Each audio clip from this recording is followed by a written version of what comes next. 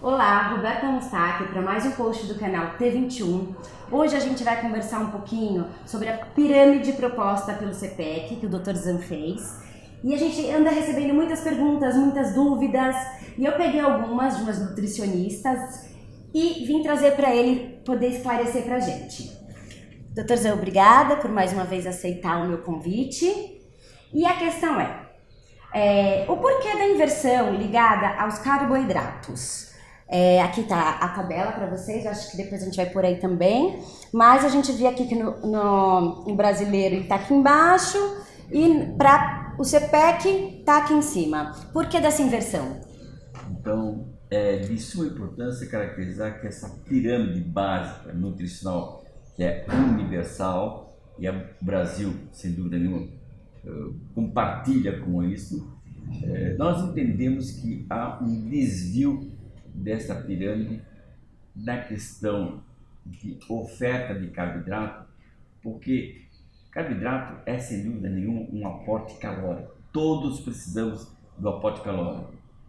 Entretanto, o aporte calórico oferecido da base da pirâmide nutricional habitual, universal, é um aporte calórico de oferta não de nutrição, mas de alimentação.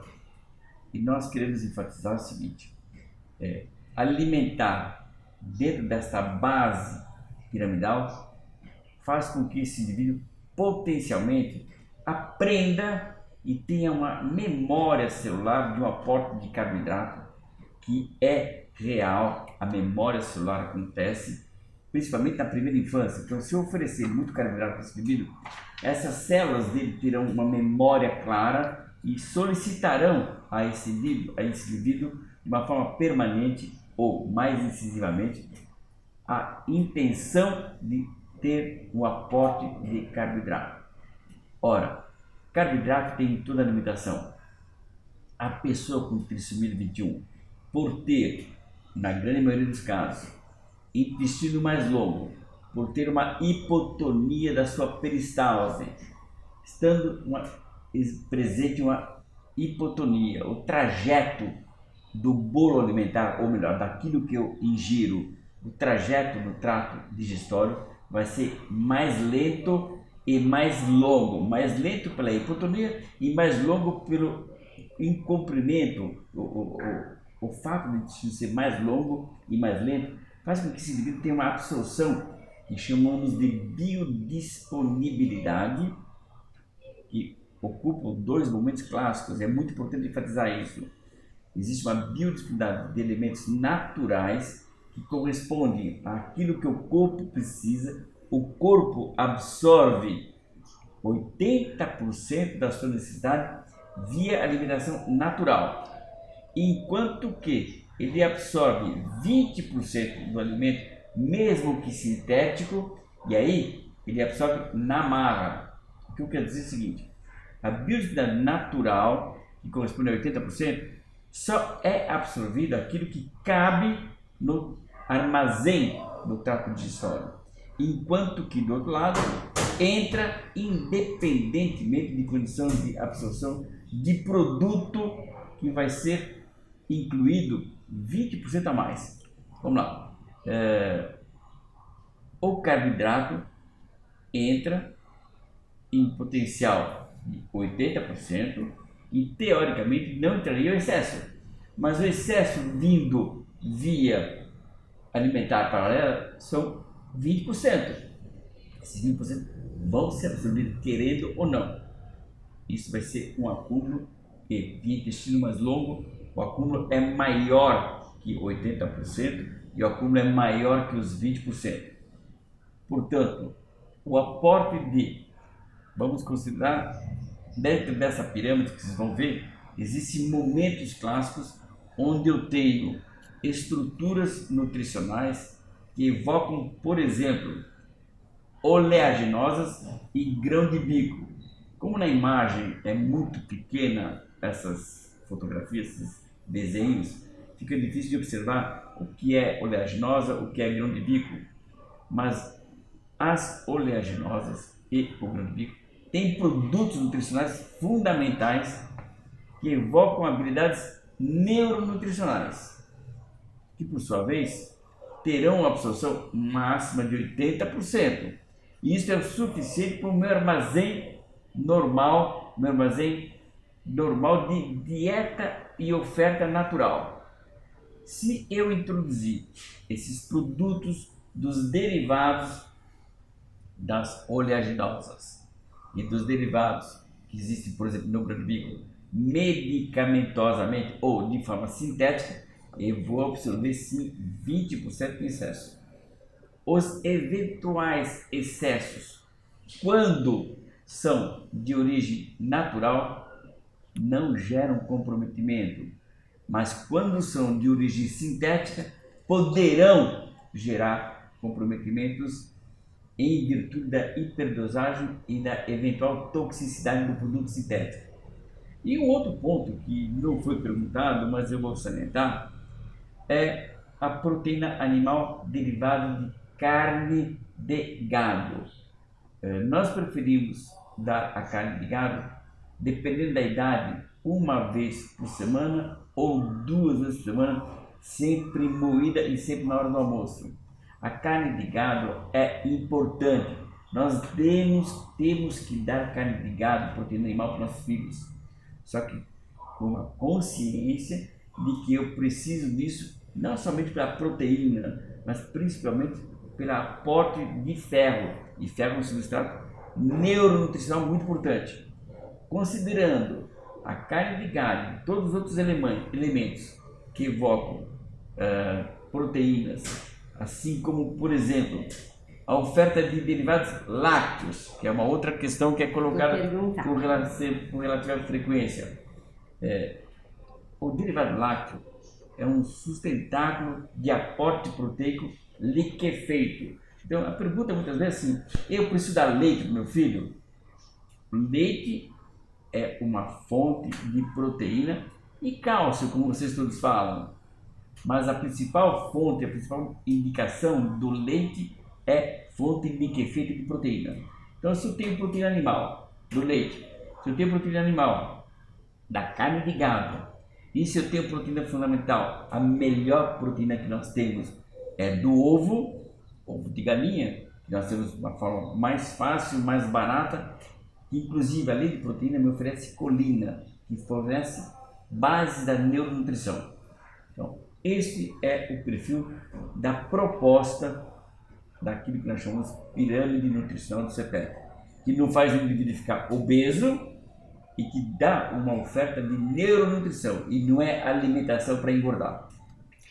Uma pergunta que fizeram também é sobre as oleaginosas. Qual a dose ideal? Então, se vocês se recordarem, quando vocês me perguntam qual é a dose ideal, eu enfatizei na primeira abordagem que existe a biodisponibilidade natural e sintética. Tudo que for natural via ingestão de derivados alimentares, por exemplo, das oleaginosas, de qualquer outro, se estiver em excesso, lembrem que vai ser absorvido no máximo 80%, mas até manter repleto o meu vasilhame de armazenamento. Se meu armazém daqueles subprodutos estiverem repletos, o meu corpo não vai absorver, o que não vai acontecer no armazenamento de um produto sintético, do mesmo produto que seja que entrou via natural. Então imagine que eu tenho um aporte de, por exemplo, eu vou considerar uma vitamina C, que é hidrossolúvel, então eu vou absorver 80%. Se eu continuar tendo aporte de suco de fruta o tempo inteiro, de, por exemplo, laranjada todo dia de manhã, eu vou chegar no momento onde o meu armazém de vitamina C vai estar repleto e o que eu ingerir vai passar reto. Mas por outro lado, se eu tomar um comprimido de vitamina C, aquilo vai ser absorvido na marra 20%, com a grande facilidade de considerar que a vitamina C é hidrossolúvel e como o corpo humano tem 80% de água, aquilo vai ser absorvido, mesmo que não seja absorvido pela via natural, vai ser absorvida pela via sintética 20%. Vocês já sabem disso. Esta biodisponibilidade de 20% é obrigatória até em produtos sintéticos, mesmo que o meu vasilhame seja repleto. Portanto, essa redistribuição não vai encher o meu vasilhame que já está repleto. Vai acontecer o quê? Vai se dissolver pelo corpo e eu vou urinar aquilo, porque é hidrossolúvel. Mas eu tenho substratos que não são hidrossolúveis, são lipossolúveis. E quando eu falo de lipossolubilidade, que é solúvel em gordura, é o mesmo processo, 80% daquele processo de absorção, mesmo lipossolúvel natural, vai me armazenar 80%. Manteve o ambiente repleto, meu vasilhame está cheio, eu comendo alguma coisa lipossolúvel, tal qual o triptofano, que tem, por exemplo, na semente de cacau, e 97% da semente de cacau tem triptofano, bem como 74% da semente do grão-de-bico tem triptofano. Lipossolúvel importantíssimo porque é um precursor importante da condição de um substrato que chama-se serotonina. Ora, ambos sendo lipossolúveis, vai para o meu armazém e ele deriva o que eu preciso para o cérebro, a serotonina. Vou reconsiderar, o triptofano é precursor da serotonina. Ambos são produtos lipossolúveis que atuam, portanto, no sistema nervoso central. Ora, lembrando que o triptofano natural vai ser absorvido em 80%, e se meu vasilhame estiver repleto, vai ser não absorvido e eliminado. Mas por outro lado, se eu tomar um triptofano sintético, mesmo que eu tenha o meu armazém repleto, 20% do triptofano sintético vai ser absorvido. E como, diferentemente de um produto hidrossolúvel, o triptofano vai diretamente para o sistema nervoso central. E o excesso do triptofano pode gerar uma doença severa num determinado grupo que chama-se uma hipertermia maligna eosinofílica. O nome já é algo que preocupa. Desses que desenvolveriam a hipertermia maligna eosinofílica, 2% morrem, letal, 2%. Nunca vi ninguém morrer comendo chocolate, muito menos comendo grão-de-bico, a não ser engasgado, é claro, né? Mas é preciso considerar o seguinte, que eu tenho um elemento lipossolúvel, eu tenho vitaminas lipossolúveis. O excesso da vitamina lipossolúvel dá complicação. Então vocês têm que saber que a vitamina A, D, E e a vitamina K são vitaminas lipossolúveis, que podem, portanto, se ingeridas inadequadamente, sem controle pediátrico, sem controle médico, portanto, poderão recorrer a condições de lesão central, lesão neurológica. Então, todo indivíduo que vai ter um aporte medicamentoso tem que ter um grande controle desses substratos. Ótimo. E para finalizar, voltando aos derivados láticos, quais as recomendações relacionadas a derivados láticos e qual o tipo de queijo é ideal para esse grupo? Então, novamente, recomendação nutricional é ter o aporte, né? A variedade do aporte é fundamental para qualquer contexto nutricional, alimentar e neuronutricional. Eu preciso ter uma pequena gama de aportes diferentes para que eu tenha um equilíbrio nutricional. Isso é fundamental para qualquer um de nós. Mas, lembrando novamente, se a minha biodisponibilidade é de 80% daquilo que eu giro, por mais que eu tenha um aporte, porque eu gosto mais daquele substrato nutricional, então eu vou comer mais, não vai me fazer mal se for natural. Então não existe a quantidade recomendada, existe a oportunidade de você ter o direito de comer, de acessar aquilo. E sem dúvida nenhuma, dos derivados lácteos, o melhor que nós temos no comércio é queijo branco. Por quê? Porque ele me oferece, além de proteína, bastante concentração de cálcio, que vocês pais ficam o tempo inteiro preocupados com o cálcio. Claro, o cálcio é muito importante nas ligações de excitação neuromuscular. Então eu preciso do cálcio na minha vida metabólica. mas peixe tem muito cálcio, derivados de legumes têm muito cálcio.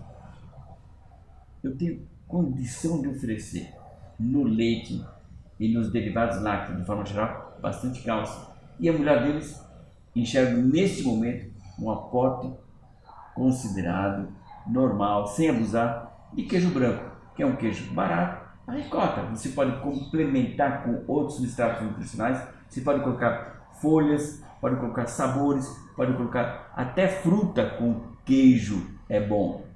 Não deve existir preconceito nutricional, deve existir sim um aporte diferencial e múltiplo de cada um dos alimentos. Muito obrigada